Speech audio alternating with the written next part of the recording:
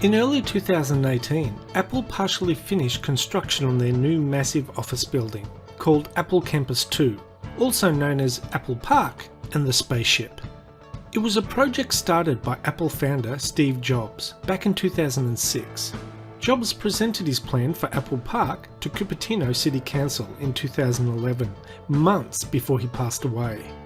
As Hewlett-Packard has been shrinking lately, they decided to sell that property and we bought it. And we've come up with a design that puts 12,000 people in one building. Cupertino approved it in October 2013 and construction started in late 2013. The land cost an estimated $160 million in 2011.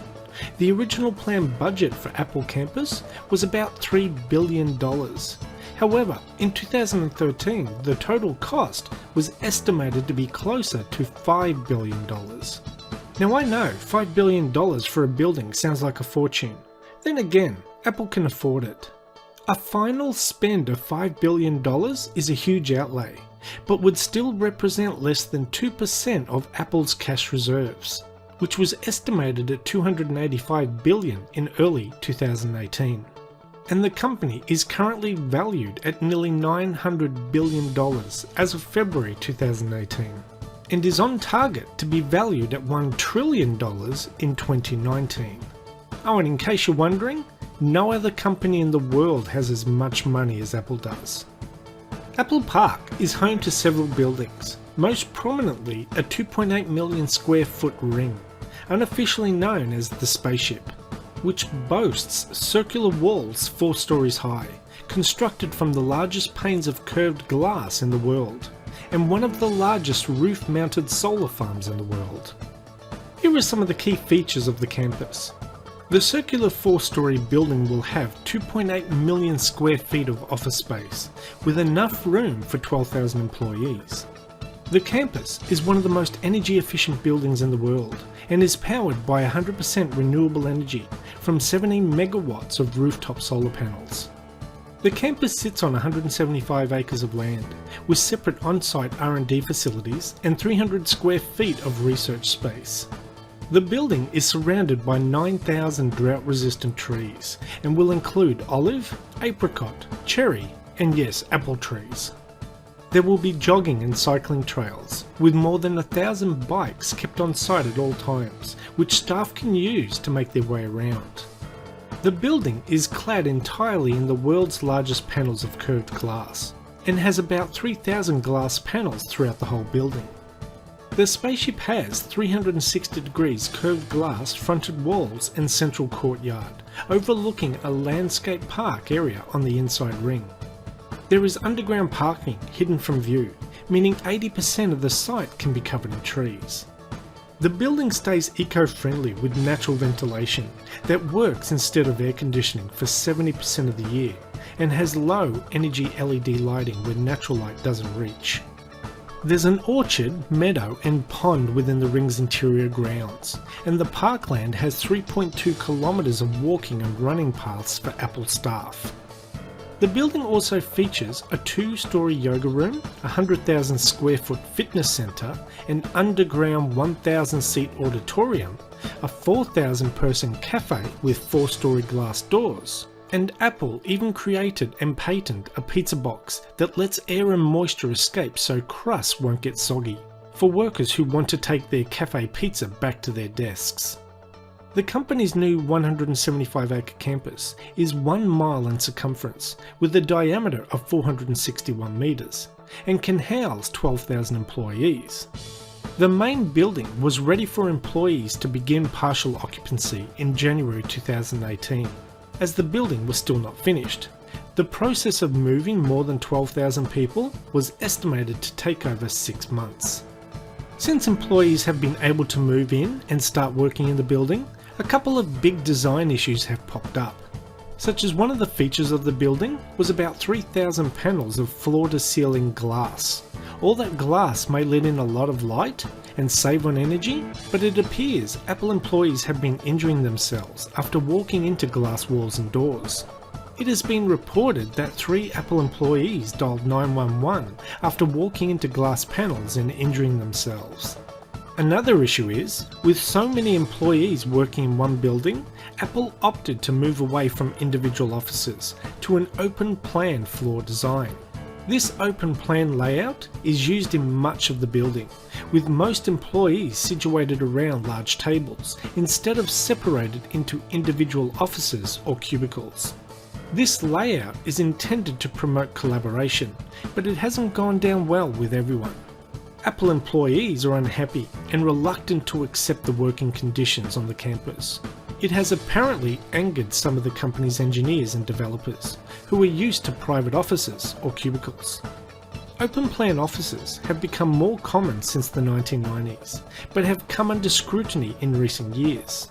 A recent report stated that open plan offices are sabotaging employees' abilities to focus at work, with office workers losing 28% of their productive time due to interruptions and distractions.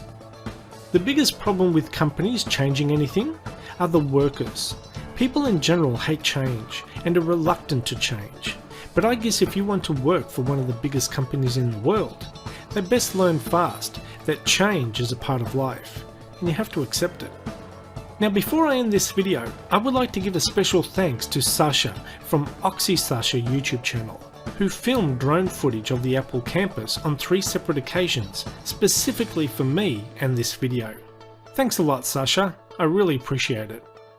Anyway, that's the end of this video. Thanks for watching, and we'll see you next time. Bye bye.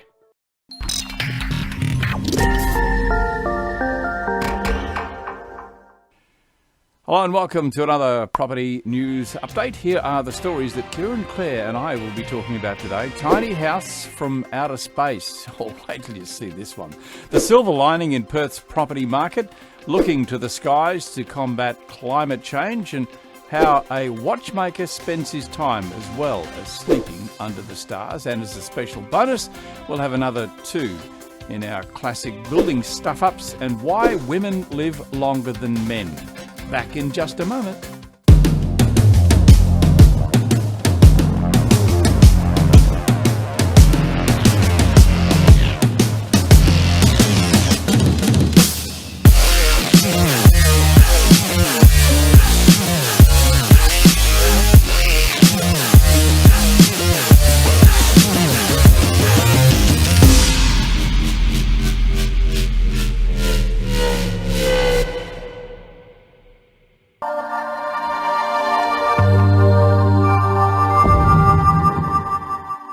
Hello once again to Kieran Clare from Bricks and Mortar Media. Hello there, Kieran.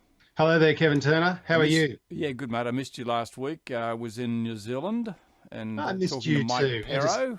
I just miss you when you're not around, mate. That's it. No matter where you are. Gee, it was a great conference, the Rise conference. They raised, I don't know what the final figure is, but I know it was very close to $200,000. This is for the disaster in Christchurch. It's just wonderful. And you know the amazing thing, I don't know if I mentioned to you last week, Kieran, but the conference started, I think it was 9 o'clock. By 8 o'clock, the room was almost full. It was like a networking event, and everyone was so galvanised to, just what it was all about. And when you consider that the thing only came together in a matter of weeks, it's quite amazing. It was an extraordinary concept. I remember looking through the information when you were heading off, and I had a bit of a look-see, and I thought, from these harrowing, tragic circumstances, some things rise from that. And when the right people get together in the best space, good things can happen. Yeah. I'm very pleased you're involved. It was just a terrific event. Yeah, well, we streamed it all live, the full 7 hours, the full day. We did that on Property TV, and just in case you're not aware of what we're talking about, the real estate communities in Australia and New Zealand got together to support the Christchurch community having gone through that terrible disaster. And they raised money, and everyone gave of their time. No one made any charge for anything. All the speakers flew themselves there. The venue provided, free. Everyone covered all their own costs, so all the money went to the victims. And I just think it was just an outstanding exercise. It'll be held again, and I believe the next one's going to be this time next year in Melbourne, and they'll look for something that they can actually put the funds toward. I think it's a great exercise. More power. So well More done. power Well to done the to the team who did it. Yeah. Okay, enough shilly-shally, dilly-dally. Let's get into it. Hey, but just before we start with our first story, or first official story, news broke earlier this week about Purple Bricks leaving Australia. I guess easy in hindsight, isn't it? But, we've spoken about this in this show and a number of other shows too, just questioning how the Purple Bricks model could last. You know what it says to me? It's about transparency, and that was the big problem I had with Purple Bricks all the way along the line. Not the agents who work for them, but the company, the ethos of what they do, and purporting the fact that you can sell your home with no commission, which was just a load of BS because you had to pay a fee up front, a listing fee, whether you sold or not. So it was not transparent, and they deserve to be pushed out of the country in my view. They of course got that monster fine for false advertising, of course, pushing that very line, and then the claim's made. Well, there's a fee attached to getting the job done, and it was probably also a good lesson in you get what you pay for in many ways. Right. There were enough customers who weren't happy with them to not use the service, and you sort of can't beat a good salesman doing his job properly for a reasonable day's pay. And they do work for their quid. Absolutely. I reckon real estate agents cop it a bit, but they work pretty hard for what they get. Well, I can tell you we're going through a sale process now. We're selling our principal place, and we go to auction on the 25th of May. 25th of May. That's right. Yep. Yeah. And, I can tell you that the agents, we're meeting with the agent in an hour or two's time, and, we'll go through with her. But there is a huge amount of work. You can't discount that. No, anyway, enough said. Let's move on to our very first official story. This one comes from Zillow, and it's about a tiny house from outer space nestled on the banks of the Columbia River in central Washington. Roughly 250 square metre home. We're going to bring up some photographs to show you what this is like. A hexagon-shaped establishment perched nearly 9 foot above the ground. What do you think of this one, mate? I think this is one of the coolest things I have ever seen in my entire life. And I'm just wondering whether you've got to be a male to get excited about this. Well, maybe you do, because I immediately wanted to look it up and see if I could arrange flights to take my 11-year-old son over there Wouldn't it be cool? To show him what's available. Yeah. And the things I dug it anyway, like you can see from the photos, but even sort of getting into the bedroom, down the ladder, the lookout view. My only concern is you might forget you're inside, you might forget you're not in zero gravity and accidentally go down the hole and yourself an injury. That's true. I think it's fantastic. Yeah, no, it's a great concept. And there are in that article, actually, there are a number of properties that are well worth a look at. Might even feature another one later in the show. Check it out for yourself. Hey, before we go to the next story, I just want to remind you that Real Estate Talk will be out tomorrow. Don't let a lack of deposit stop you. Ben Kingsley has got some great suggestions on how you can get in if you're finding it difficult by raising a deposit. There's a great scheme out of Victoria we tell you about. A rate cut, not the only way to curb the housing downturn. This one's a story from the Housing Industry Association of Australia. Alarming figures about housing approvals and what that all means. And the HIA come up with some great suggestions as to how we can help with affordability. Changes needed to help more female investors. I talked to a passionate female advocate. She is a female. There you go. And about women getting into property. And we also tell you about the 3 things that are going to happen if a spike in property prices is about to occur after the election. So all that and lots more in Real Estate Talk. It is out tomorrow. Make sure you get onto the site and check it out. You must be exhausted, Kevin, all of that content you generate. You must be exhausted, my friend. It's wonderful. It's so enlightening, and I love it. I just love talking to people about property. It's just my passion. Hey, mate, let's go to story number 2. Thank you for that compliment, by the way. The West Australian tell us that the silver lining, there is a silver lining to Perth property. Perth's 5-year-old real estate downturn means properties across the city, including some in WA's most sought-after suburbs, are now within reach of people. That's right. Silver lining. What animals, birds, torching. Yeah. They're within you had reach. to pick up on that, didn't you? I love this is a real bluebird of happiness story about a market downturn, which is, they are cyclical and this is what happens. That's right. Yeah, it's talking about how the market's gone down. And the thing that really caught my eye about this story is the key start.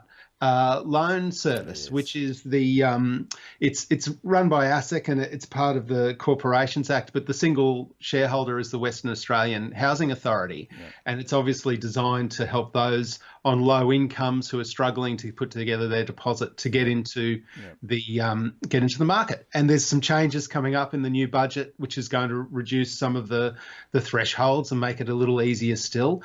People can take advantage of this low market. If you're buying under 500,000 within the city, you can put yourself together with a 2% deposit. And if you're just single under a certain amount, lo and behold, there are some suburbs available to you. And why wouldn't you take advantage? Now would be the time to, if you're a long-term investor, wouldn't you think? Yeah, and that's the subject that I discussed with Ben Kingsley. I touched on it earlier. It's in tomorrow's Real Estate Talk Show. You know, creative ways that state governments are coming up with helping people get in. It's not about cutting rates. It's not about dropping prices. It's about finding a creative way to help people get over that hurdle. Because let's face it, once you get the deposit, most people are in the position where they can actually afford the interest rates as they are today. So it's just a matter of getting over that deposit hurdle.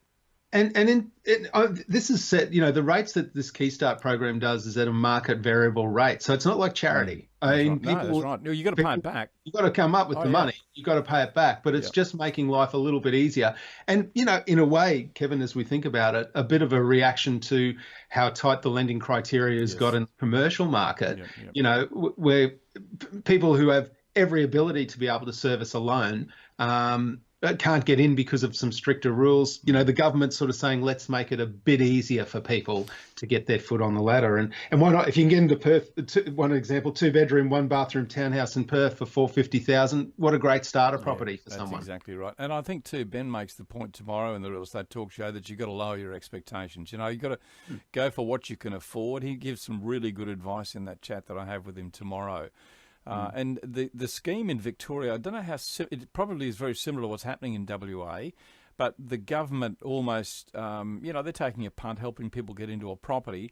The deposit has to then be repaid. But if property values continue to rise, then they enjoy the benefit of that as well. So I think it's a win-win, really. It's a great idea. Yeah, there have been in the history of the world some government schemes that probably haven't worked out as well as others, you know, with shared equity and things like that. But certainly this one struck me as they're not doing anything more than relaxing some rules for people to make it easier to get them on the path, and then, you know, they've got to take it from there. I think it's let's face it, if you're going to partner with someone, you're better off partnering with the government or someone you can trust like that. So, full marks to them all, I think. Yeah. Hey, just before we tell you about why women live longer than men, it's a classic story, this one. I want to take you to our next story. This one comes out of London from Home and Property.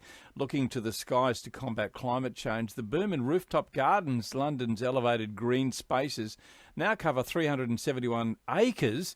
It's actually bigger than Hyde Park, Kieran. Yeah, that's right. And more roof gardens than Singapore and Tokyo as well. Isn't that a great thing when you think about the vertical integration of our lifestyle, people living one on top of the other, creating these spaces? And I know they talked about it very much in terms of combating climate change in this story, but what it is doing, of course, is giving some lifestyle back to those dead areas up on top of the tall buildings. There's a couple of really cool ones. Did you have a good read through some of the offerings out there? Yeah, I did. I'll tell you about the two I liked quite a bit. The Barrett's London's Fulham Riverside, which has got a heap of plants and trees, the 10-foot waterfall. And if you're a fan of Willy Wonka, it's a great way to mix chocolate. And atop the Battersea roof gardens, 1,200-foot long garden with trees and gardens, etc., sun lawn, and hedgerows. I finally found out what a hedgerow was after being a fan of Led Zeppelin's Stairway to Heaven since the 1970s. I didn't read that one. What was it? So obviously a hedgerow is kind of just basically a hedge. Oh, a hedge, okay. Led Zeppelin did that had their huge hit Stairway to Heaven, and one of the lines is, if there's a bustle in your hedgerow, don't be alarmed. You didn't know what it was? I had no idea what it was until I read this story. Well, there you go. Well done, mate. That's good. There you go. I learn something new every day. Every day's a school. We all learn something new out of this program. Hey, before we go to a break, I want you to have a look at this. Why women live longer than men. What sort of an idiot would do this? Getting up on a roof, on a stepladder. I wonder how that... Is that trick photography, do you reckon? No. Is that for real? What?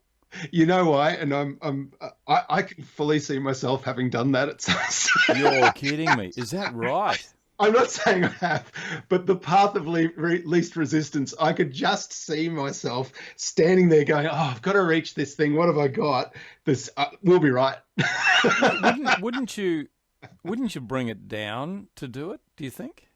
Oh yeah, sensible people would, Kevin. Yeah.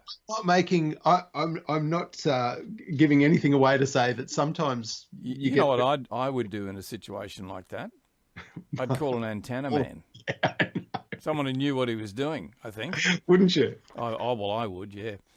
Oh, well, I hope you live through that. Or deck chair with helium balloons floating away. There was a movie. What was that movie? It was Australian, I'm sure, wasn't it? Didn't he Wasn't had it deck chair, that one? What is it called?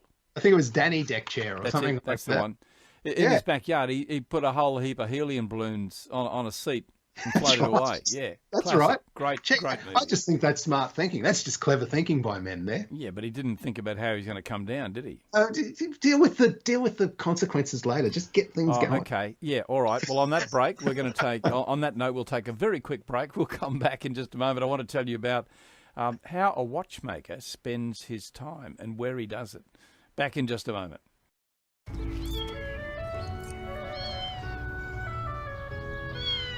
Tall people. Constantly making the world a better place. There you go. And how does the world reward you?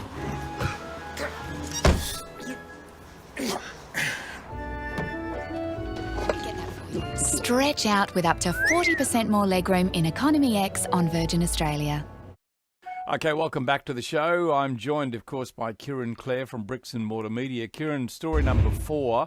This one comes from Top 10 Real Estate Deals. I love that site because there's so much information on there. So the link will take you straight to the site. But purchased in the early 1980s by the Tag Heuer, I think they're called, but it's just the Tag Group.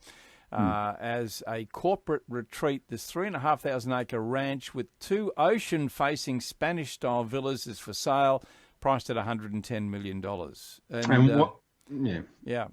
And why wouldn't you? Rancho Tiagas on Santa Barbara's Gaviota coast. Well I knew done. I'd mess one part of it up, but anyway, there you go, on the Pacific Ocean. Developed by Spain's King Carlos III, and part of it was owned by John Travolta at some stage. He owned a part, not the part we can see, I don't think. It was an adjacent part that they amalgamated into it, wasn't it? Correct. So there you go. There's all sorts of celebrity around this. I just love the idea that Tag had a space for harried executives to go and relax. Well, obviously, not much pressure because they weren't using it. No, that's why they're selling it. That's right. They should be working them harder. Do you think? That's right. Yeah, it sort of says a lot about the company, doesn't it?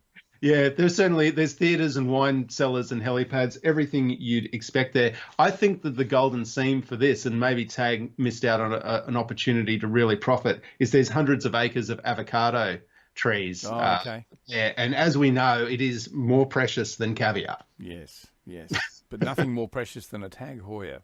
That's what they say. That's what they say. Are they sponsoring? Tag. Love a Tag. We should see if we can find a Tag ad and we'll tag to it. Yeah. Okay.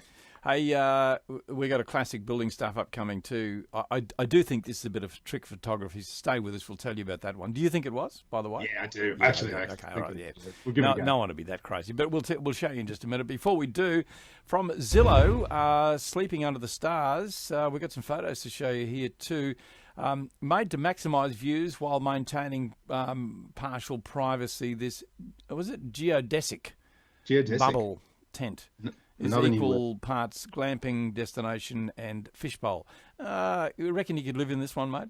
Yeah, not for long. No. It's upstate New York in a place called Woodridge, a little different from the Woodridge we have in Brisbane, Australia. I had a quick look for you, Kevin. The weather there at present is as low as 6 degrees and up to 22 degrees. It's an outside bathroom and kitchen facility. Not good. You don't want to wake up at 2 a.m. feeling like you might have to duck out for a sec and find yourself in 6 degrees in the middle of upstate. Yeah, I do think glamping, it's got to be done in certain locations, not in 6-degree temperatures or where it's going to snow. I agree. Hey, and the other feature this place has, and I'm just putting it out there, is there's a recording studio. So I'm thinking PNU retreat 2020. I'm just putting it out there. Maybe this could be the Tag Heuer type retreat for PNU and all of us who work on this wonderful mission. What do you reckon? No, Property TV. I mean, the guys from Tag Heuer got the $110 million estate. We all get to sleep in a dome. It's the same thing. It's cool. It's the same thing. I agree. Yep. I'm with you. It's property. That's right. Indeed. I mean, you'd be in charge of the cooking and -6 or whatever it is out there. Okay, well, here's our doctored photo. We think it's doctored, and this is the building stuff up of all times. Really. But if it's a touched up photo, it's a pretty good effort, I got to say. I think it's a cracker effort. I've seen this one doing the rounds before, and I can't imagine. Looks like Indiana Jones is standing on the end of there. Well, I was going to ask you what you reckon those people are saying. You're right. You messed up. No, you stuffed up. I think. Yeah, maybe if we just put a bit of a loop in here or something. I don't know. Maybe we can soften the approach. This could be the most exciting part of a very straight road. Yeah. 3 hours. Get in the middle and go like hell. We won't even have to fill this bit in between the middle. That's good. If Keanu Reeves is driving a bus and he needs to leap from one side to the other, I'm just saying, it looks like something from Speed to me. I reckon that the guy with his arm out is saying something like, "You go first." That's what I'd think he'd be saying. What more can we say? Hey, mate, that's it for today. That's it for this week. Thank you, my friend. We'll look forward to another little chat this time next week. Can't wait. Thanks, Kevin. And we look forward to seeing you right here with Property News Update again next week at the same time. Thanks to Kieran Clare and the team at Bricks & Mortar Media. They do all the research for us and bring us up to date with all these crazy stories. We'll see you next week.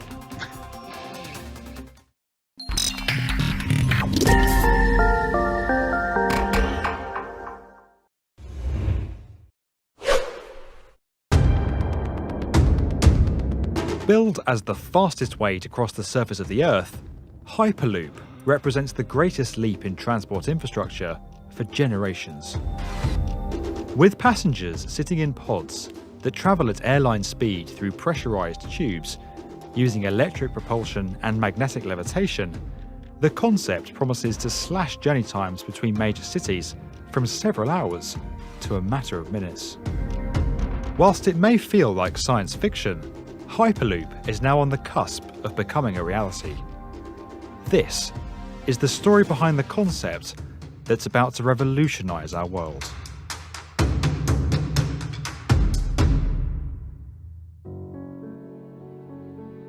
Hyperloop was first conceived in 2012 by Tesla and SpaceX founder Elon Musk. In a white paper released the following year, Musk set out his vision for a futuristic, super high-speed transportation system that would see passenger pods move through a partial vacuum in steel tubes, addressing the two key factors that slow down conventional vehicles: friction and air resistance. Exploring a potential route between Los Angeles and San Francisco, Musk believed that his concept could slash the 8-hour bus ride, 4-hour train journey, and convoluted 3-hour air travel experience between the two cities to just 30 minutes. Under Musk's first Hyperloop proposal, he suggested that compression fans would move air around the passenger pods to minimise drag and create air bearings beneath them, floating them off the surface of the tubes. It should be noted that Musk's early Hyperloop concept is not a million miles away from Isambard Kingdom Brunel's atmospheric railway that ran between Exeter and Plymouth in the UK from 1847 to 1848. That system moved carriages with pressurised air.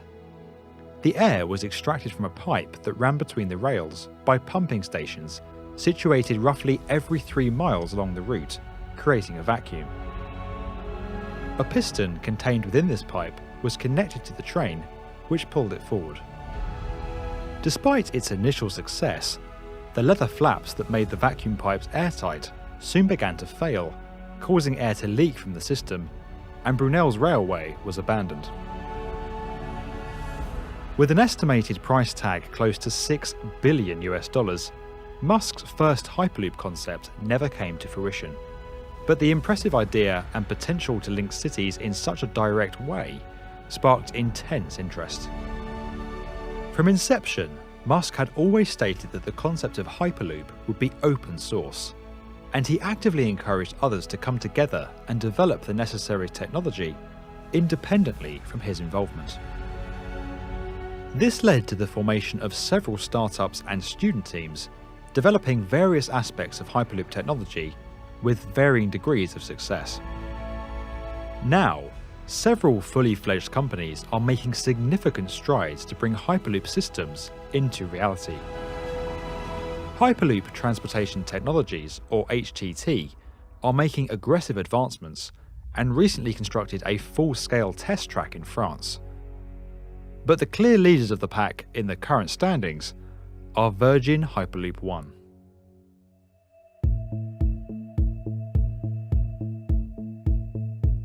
Virgin Hyperloop One are on track to achieve their bold ambition of bringing a Hyperloop system into operation by 2021. Originally formed in 2014 as Hyperloop One, the company was rebranded following a significant investment from Sir Richard Branson in 2017. Deviating slightly from Musk's original plan, Virgin Hyperloop One's technology combines two basic principles. The first is magnetic levitation, or maglev, a technology already used in monorails to lift the passenger pods and move them along their rails. Magnetic levitation uses two sets of magnets, one to repel the train from the track and lift it upwards, and the other to move the floating train along the track at considerable speed with reduced friction. The second principle is the use of a low-pressure, vacuum-sealed environment for the passenger pods to travel through. By removing most of the air from the tubes and having no contact with the ground, the pods face little to no resistance as they move. Air pressures inside the tube are equivalent to flying 200,000 feet above sea level. Such an environment enables the pods to reach speeds of over 760 miles per hour using very little energy. By virtue of being in a tube, the system is protected from the weather and can operate in almost any climatic conditions. Virgin Hyperloop One's system is controlled by advanced software that ensures acceleration and deceleration occur gradually, going relatively unnoticed by those travelling inside. Having built a 500-metre track in the Nevada desert, Virgin Hyperloop One have carried out several tests, focusing on individual aspects of the system, and a complete full-scale systems test in May 2017. The propulsion, braking, levitation and vacuum systems are all performing well, and the team have achieved a top speed of over 240 miles per hour to date.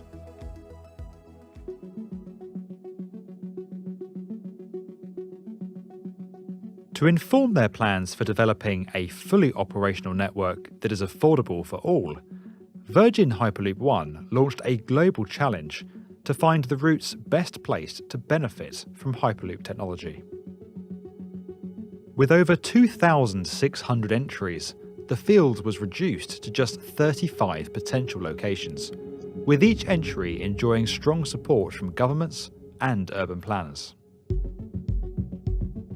With 10 winners across 5 countries, Virgin Hyperloop One are now working in partnership with each of the locations on how best to deliver the Hyperloop technologies in live networks. In February 2018, the firm unveiled their first prototype passenger pods for the Dubai to Abu Dhabi route, a network that would drastically slash the car travel time between the two cities from 2 hours to just 12 minutes. The advantages of Hyperloop are considerable. Like train stations, Hyperloop stations, called portals, are planned to be located within inner city areas with easy links to existing transport infrastructure. This gives Hyperloop systems a distinct advantage over air travel, where airports tend to be located beyond city limits with fewer accessibility options. Additionally, The system is being developed to function on a turn-up-and-go principle, without a lengthy check-in process, and with accelerated, advanced security checks. Another clear benefit is its speed.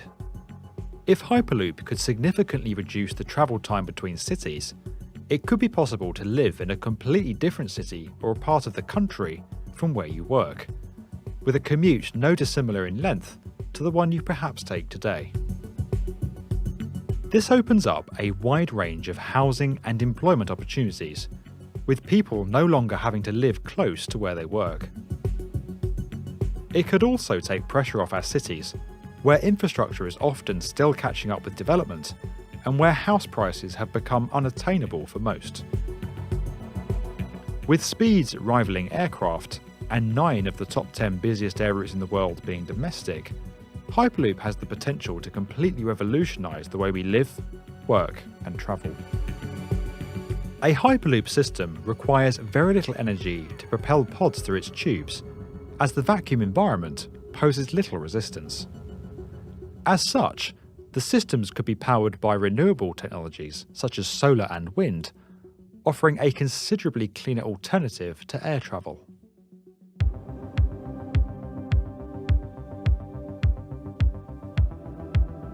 When you consider the prospect of people being propelled in tubes across the Earth's surface at near supersonic speeds, there are a number of questions that instinctively jump to mind. Perhaps the first is the impact of a potential break or breach in one of the tubes, possibly as the result of an earthquake or external impact. Virgin Hyperloop One explained that they have addressed this by constructing thick steel tubes that are extremely difficult to puncture or break. Additionally, the tubes are engineered to withstand changes in pressure and air leaks while maintaining their structural integrity. Theoretically, a sudden influx of air into one of the tubes would simply slow the pods down due to the increased air resistance. The pods could then be directed to the next portal via an auxiliary power boost. There is also the ability to section off parts of the route and to repressurise sections where significant emergencies occur, and all pods are expected to be fitted with emergency exits. Externally, Hyperloop systems will largely travel on elevated, seismically designed pylons that are able to move and flex independently of one another, minimising damage in the event of a major ground shift. Sensors along the route would instantly report issues to the system's control centre. In answering the natural safety concerns raised, Virgin Hyperloop One also point out that millions of people already travel at high speeds in metal tubes every time they take a flight, and that numerous concerns surrounded the use of jet aircraft when that mode of transportation first came to prevalence.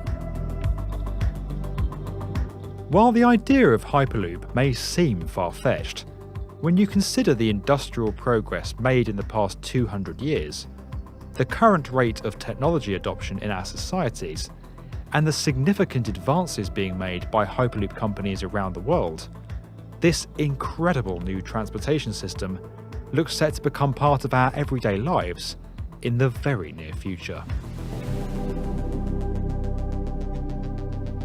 If you enjoyed this video and would like to get more from the definitive video channel for construction, subscribe to the B1M.